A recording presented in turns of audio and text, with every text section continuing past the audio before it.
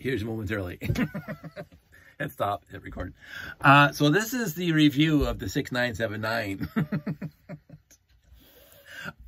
I love my humor. You people probably get sick of me laughing at my own jokes, but that's fine. I just have fun with it. So the 6979 I mentioned in the last video is a set that I never, ever, ever owned until today. Well, a week ago. It's a set that when I was doing my reviews, as I said in the previous video, I was surprised I didn't have, but I shouldn't have been so surprised. And so I never bothered doing the review on this until now, because now I have it. This set is really, really cool. So let's just get into right off the top, the basics, which I have my Lugnet page open over there. 6979 Interstellar Starfighter. Came out in 1997. I was 30 years old when this thing hit the market. Could have bought it off the shelf. I didn't bother. 289 pieces, 3 minifigs. On a really quick tangent to start off this video properly, this set came in a bag with instructions. Okay, so here's the instructions. Instructions, which will go to my buddy Jeff, so he can sell them. Instructions for the 6915, which I also got at the same time. And I didn't know, because I didn't bother looking besides inventory to figure out that I can build the rest of this 6979 except for the 2 big quarter domes here. The bag came with 5 minifigs, including these 2 guys, which did not come in the 6979. So it came with the 3 minifigs that are in here and 2 other. So I got 5 minifigs, and the 2 blue ones are really cool. I can probably, you know, build the sets that they came in. So the 6979, straight up, lots of printed pieces to start. Printed. So many printed pieces in here. And one of the things that captivated me, even from the pictures, is how they got the big quarter domes to blend into the small quarter domes, because that's a pretty nice transition between the two. And I don't know if that's what they planned originally when they designed those pieces in the first place, but I think it's a really cool transition. I mean, look at it. It's a nice little, it's not round. Yeah, and then of course, so you got the 2 big pieces. You got the 2 regular size pieces, but with no printing. You got the 2 regular size pieces with the printing, and you got the 2 trans neon green pieces, which is, so you got 8 in here. So again, it's just like the UFO, the big one, the big round one. Again, I don't know what set number that is. That came with also 8. Really, really cool. But this one makes it look really, really awesomely unique. It's just not a UFO shape. It's kind of like, it's not even an accurate comparison, but it looks like the battle star in StarCraft. Am I forgetting that? With the cannon. Wow, I'm forgetting everything tonight. Ish, but it doesn't have a blunt nose on it. It's got the wings in the back. This, oh, sorry, the Explorians vehicle had the same kind of setup on the back with the wings, the protuberances off to the side. So this is like the big capital ship, the Explorians, except this front piece is radically different, obviously. But what's unique about this, and they didn't do this, I'm trying to remember of all my classic space sets. There was the XP2, SP2, or XP1, Space Police 1 that had the light and sound with the black plates, the electric plates, and the lit up console, which is really cool. I know somewhere. Light and sound came in the XT1 in Futuron, I think it was Futuron, and the other bigger ones, and the little robot that you sat on to get the minifig set on. So those 2 had light and sound. I'm trying to remember. There might have been some other electric bricks in classic space sets, but this one, I believe, is the only one that used a fiber optic and a micromotor. So that's just the best thing ever. A micromotor came in this set. Now, they used a micromotor a few times back in the day in other sets, but I don't remember the micromotor being in classic space sets. I mean, I could be wrong. I should have done some research to see if a micromotor came in other classic space sets, but I don't, off the top of my head, I don't remember that. So the micromotor is right in here. right there. You can see the micromotor right there. It does have the top plate and the bottom plate, which is also awesome. And it's also got the fiber optic, which you can see all in there. I've always been hit and miss with the fiber optic brick because it's showy, and that's all it is. It doesn't do anything.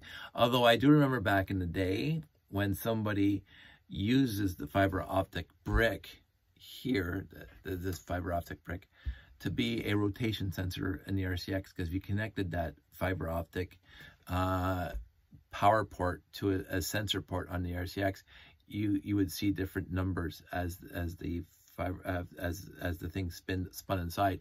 So somebody brilliantly, I love this kind of thing, use that as a rotation sensor. So nicely done. That's way back in the day. That's some nostalgic for you. So it has a micromotor in it, has a 9-volt battery box in it, and it has the fiber optic. So what you do, and here comes the noise, but you can see that. Let's turn off some lights here. You can see that, yeah, it lights up, which kind of cool, and a classic space set. I think that's pretty awesome. A little noisy because micromotors usually are. So the deficiency, and this is a deficiency, and it's not a big one, is that if you have to change the battery, you're taking the entire thing apart to get access to the battery brick container. But other than that, whatever. The other cool thing is that they use magnets to hold on this back little spaceship, and so it just magnets to hold it there. Cool. Again, kind of like Explorians with the magnets on the Explorians. So I'm not saying that this was, you know, just by looking at the back, it has the same back as this. It's kind of cool. You know, so this little ship in the back, nothing to write home about, really. Let's talk about that really quickly for a second. I was slightly disappointed in this thing because it kind of looks good on the ship, but it doesn't look good by itself. It kind of looks like they had to do something, and they ran out of pieces and or money for pieces, but also no control at all. There's no control console, no control levers, no control, nothing. How does this guy control this thing? Is it remote fly-by-wire from the big ship? I don't know, but I've talked about this before. No controls, and this is one of my biggest pet peeves with Mars missions, is that the little ship did not have any control, but we'll get to that when we get to that review. The front, the controls are there, and the two guys sit side by each. And it has this little storage compartment in the front here, this little storage mailbox. And oh, sorry, the light and sound. It has the lighting inside. So that's the other thing that was part of this. Not a sealed hatch, but you know, it would be very hard to find, try to build this thing so it'd be a sealed hatch. So that to me is not a deficiency, but it can be interpreted as a deficiency. It's a big ship. It's pretty big compared to, well, again, I'm not going to pull it down, a Galaxy Explorer or anything. It's smaller than the Explorian capital ship. But I think out of all the capital ships, if we're talking the 6975, let me just pull that one down for a sec. At least my version of the 697. That was dumb. So here's the 6975 that came out of the fish tank because Dave stories. Let's put this back together because it always comes apart, and then we compare it to this guy. The 6975 is almost stud for stud the same length as this guy, same length. So that's kind of cool. I didn't realize that because the 6975 is a pretty long ship, that this is equally as long as the 6975. Sorry, 6985. Where's my mind? 6975, 6985. So it has the same length, and it has some width to it. Again, just like the Explorian ship. I don't know. I regret not buying it off the store shelf back in the day. But again, I didn't buy any UFO ships back in the day. So, and I regret not trying to complete it earlier. But in order to be a completist with my videos, I have now reviewed this thing. It is a cool set. 3 minifigs, some really cool parts, including a micromotor, the fiber optic, and again the 1x4 light brick there. 2 wires, 2 short wires. The original wires, obviously, zombified, complete trash. So I used 2 of the wires, and these aren't the 2 wires that I made. Here, these are 2 monorail wires that came in a 6991, the same size. So I can't complain about that at all. I always like the trans neon green. I like how they made the parts, the lockdown parts of the quarter domes where you put pieces on. I like this one better than the other UFO set, and the engines look a little more robust on this guy, even though it only has 1 major thruster on the back right there. But it does have these other 4, 1, 2, 3, 4 on the back. I did find that to be a bit of a deficiency in UFOs, because you even look at this one has the 3, 4, 5, 6, 7. And yet you got the big UFO, the big round one. It only has those little tiny thrusters in the back. I thought that was a bit of deficiency too. But we're not talking about that one. We're talking about this one. This one is a cool set if you have a chance to get it. The bottom's nothing to write home about. They never are in any of these UFOs. The bottom is kind of blasé, kind of meh. They tried to put a little thruster here, whatever. Like, it seems to be like it was an afterthought. They could have put like 2 or 3 of them on the bottom, the implied thrusters from the bottom. So just 1 solid rocket at the back, and these little guys on the side. But those are minor deficiencies compared to how it looks on top. I mean, that's all the UFO sets. Even this guy in the bottom, kind of meh, right? All the UFO sets on the bottom look like meh, right? But again, if you look at the classic space, also looks like meh. so again, how can it be a deficiency if they all did that?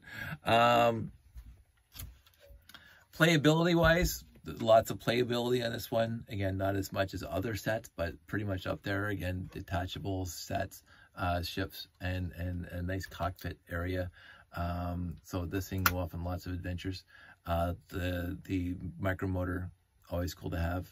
As I said before, the fiber optics, really neat to incorporate into a classic space set. Solid, when you're picking it up, it doesn't feel like it's going to fall apart. It's like from front to back, there's reinforced all the way through the back, so you can hold it from, it's not going to like fall apart when you're holding it. It's a solid set. It feels heavy. Would I have used the magnets for the back? No, but I'm glad they did, because it was easier to build. It doesn't latch in. You didn't have like a peg to lock it in. They use magnets, sure. When you hold it upside down, it still doesn't fall off. So in the end, I'm glad I have it now. I don't think I'll be looking for making more. Now, my friend Jeffy did say that he would still bring me the domes at some point, and that's perfectly acceptable. I may build a second one just because I like to see if I can challenge myself from my collection to see if I can build 2 of these. I don't see why I couldn't if I get 2 more of these pieces in the front. But that's a story from another time. This is, I would say, a B- in the grand echelons of classic space sets. The B-. It's a good passing grade. It looks cool. Profile looks cool. Dead on looks cool. Top looks cool. Bottom looks like meh. But then again, all the sets do. It does have some really good playability features. And the fact that they incorporated all the electronics without making it look bulkier, I thought was really cool too. Because again, usually when you incorporate, especially the fiber optic and the micromotor and the battery box, which you can't even really see in here because it's like so low down, that they incorporated it all there without making a lot of bulk to the ship. So the ship basically looks like it's supposed to. And like they didn't, the ship looked really cool except for the bulkiness of where they had to put all the electrics. I think this is good. So yeah, I'm not going to dwell this, stretch this any longer. It's a cool set. I'm happy I have it. I'm going to put it in a Ziploc now. And when I get around to displaying all my sets, this is going to be a prominent feature of that. I guess on the last note, basically it is symmetrical from left to right. They're mirror imaged, except for this one piece here. But then it's just, it's supposed to come off and the guy's supposed to use it as a sensor on a planet or something. This is like planetary bound. Oh yeah, I always forgot this guy too. So it does have this sticker on the top where you press it and your body heat will make that little sticker change color. It's one of those things that UFO had that they did a few other times. I will also say, and I didn't pull out all my other UFO sets, that there is a cohesiveness across the entire line of sets that's really, really cool, because they all look like they're from the same universe. So when you get these two sets side by side, there's nothing wrong with that. There's absolutely nothing wrong with that. They look like they're part of the same fleet of ships. So that's also a bonus. So anyway, I'm not going to keep on dwelling. That's it. That's all. That's my review of the 6979. I loved it. I'm glad I built it. And that's all the sets from 6880 to 6991. You can go back and watch the rest of them if you're so bored. I am going to go into, did I do all the 3-digit ones? This is my bad memory now. I think I did all the 3-digit ones now. Yeah, I did. So I'm going to start doing the 6700s and the 1968s and all those other ones that are outside the main range of classic space sets. And probably start with the classic space again, because there is a lot of classic space sets that were not between 6880 and 6991. So I'm going to start digging those out, and we're going to go from there. So anyway, that's enough. I'm going to bed. I hope none of this made sense. And I'm going to cut this into 3 videos now. So you guys all stay safe, take care, and I will talk to you soon.